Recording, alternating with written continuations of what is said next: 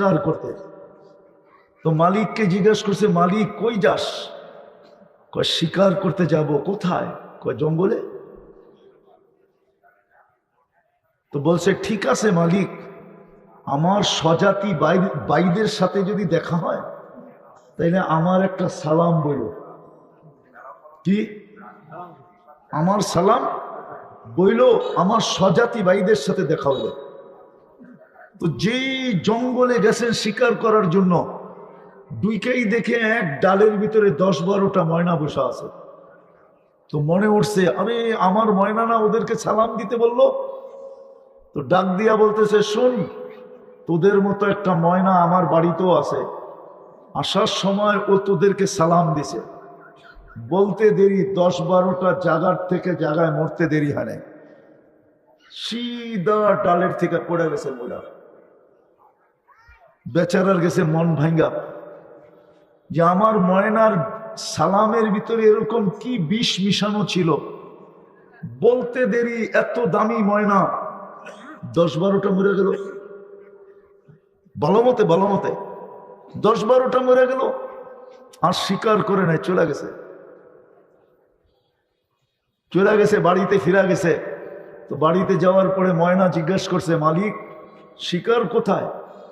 তুই আর কথা বলিস না। বলছে কেন?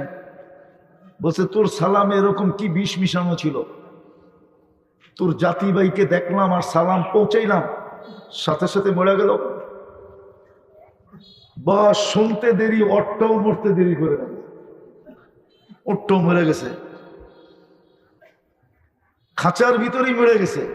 তো বাহির করে সামনে রাইখা অনেকক্ষণ নাড়াচাড়া করছে, চোখের পানি ঝরাইছে, আর কি করবে, মরেই তো গেছে। ঠিক না? একটু অন্য মনস্ক হইতে দেরি, ময়না উইরা ডালে উঠতে দেরি করে নাই, চালে যেয়ে বসতে দেরি করে নাই।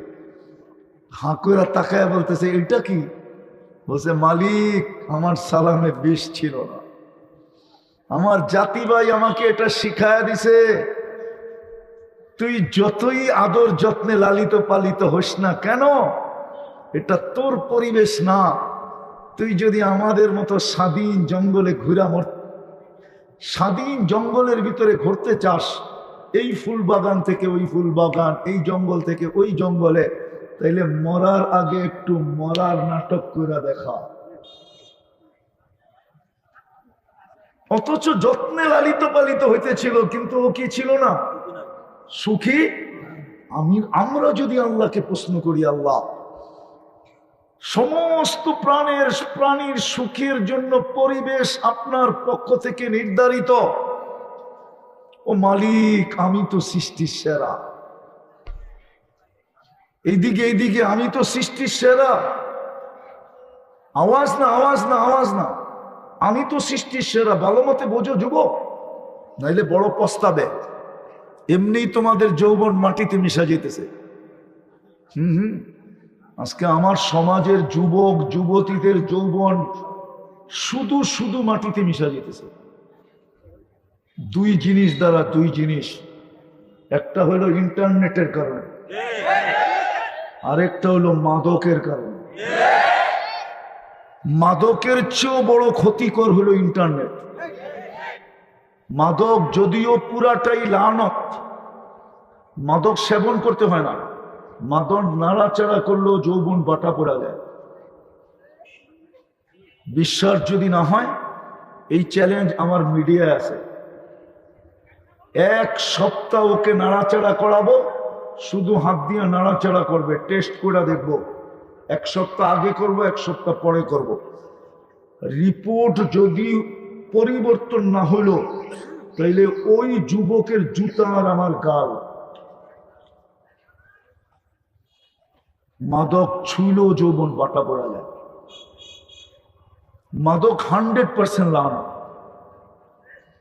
আল্লাহর পরিপূর্ণ লানত মাদকের সাথে মিলানো আছে। শুধু যৌবন যায় না,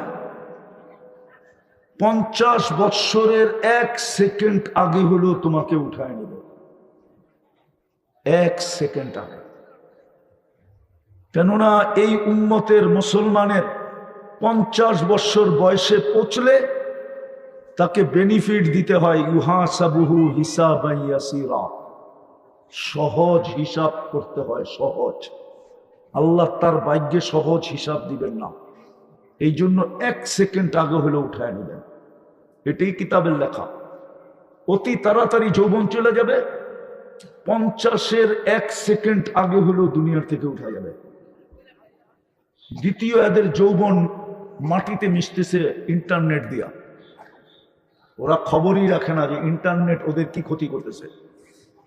হতে পারে যুবক আমরা থাকবো না, কিন্তু আমার কথাটা মিডিয়ায় থেকে যাবে। হতে পারে তুমি বাসর রাত্রেই উইকেট পড়া যাবে, উইকেট ক্যাচ আউট হয়ে যাবে, ক্যাচ আউট। নাইলে বইলা দিতে পারি বোল্ড আউট হয়ে যাবে, বোল্ড। যদিও ওই দিন না হোক, কমসে কম 2-1 বছরের ভিতরে হয়ে যাবে। ইন্টারনেট তোমাদের যৌবন মাটিতে মিশায় দিতেছে যুবক যুবতীদের। আমি আমার মেয়েদেরকেও বলতেছি যারা শুনতেছে, হতে পারে ওরা 20 বছরে বুড়ি হয়ে যাবে। ইন্টারনেট এরকম মানুষের যৌবনকে, যুবকদের যৌবনকে মাটিতে মিশায় দিতেছে। প্রমাণ দিমু, প্রমাণ। আবার এরা রাগ হয়ে যায় কিনা রায়পুরার যুবক, বলবো?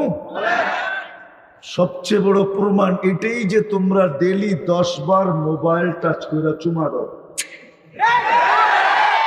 এটাই হলো সবচেয়ে বড় প্রমাণ যে তোমাদের যৌবন মাটিতে মিশতেছে। তোমাকে দেখা দেখি পিচ্চিডিও শুরু করছে। যেমন তোমাকে চুল কাটা দেখা দেখি এখন ওই পিচ্চিও চুল কাটে 300 টাকা দিয়া। অথচ প্রবাদ বাক্য ছিল বাচ্চারে প্রেমের কাহিনী বুঝায় লাভ নাই। এখন দেখা যায় ওরও প্রেমের কাহিনী বুঝা গেছে, তোমাকে মতো স্টাইলে